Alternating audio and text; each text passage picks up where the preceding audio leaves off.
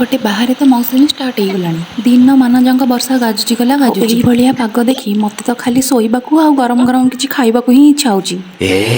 से स्वामी को ऑफिस फेरिया पूर्व मुझे चिकेन आने को कहीदेली आई चिकेन धरिकी पड़े से चिकेन को अधा रखीदे कि रातिर बन खाइबा आधे चिकेन को पकोड़ा करदेली आई ठंडा ठंडा पागरे गरम गरम पकोड़ा खाइबार मजा किसी अलग प्रकार आउ लेट न करी प्लेट को सब काढ़ी से किसी कटा पियाज और टमाटो केचप को नहीं गरमा गरम एंजॉय कलो चिकेन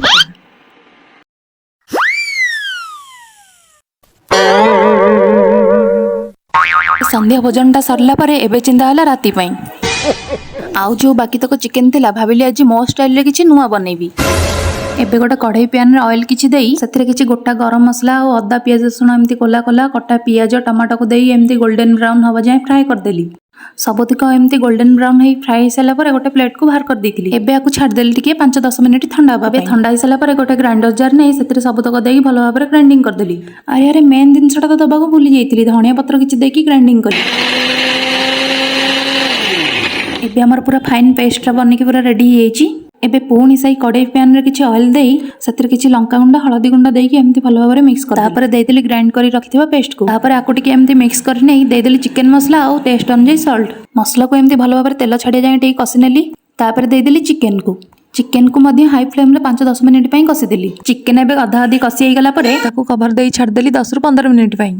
एबे कवर काढ़ी देखला बेलको बास्नार तो पेट पूरी जाऊ खाइले केते टेस्ट लागिबो सेटा जाना पड़िबो एटा हमर एबे परफेक्ट रेडी हो जाइछि लास्ट को देदेली किछि कटा धनिया पत्र एबे चिकन मसला संग को गरमा गरम रोटी दीटा कर देइतिली प्लेट रे आगे बाड़ी नै पतिदेव को आगे खाइबा को देली देखिबा से एबे खाइ की कोन कहउचंदी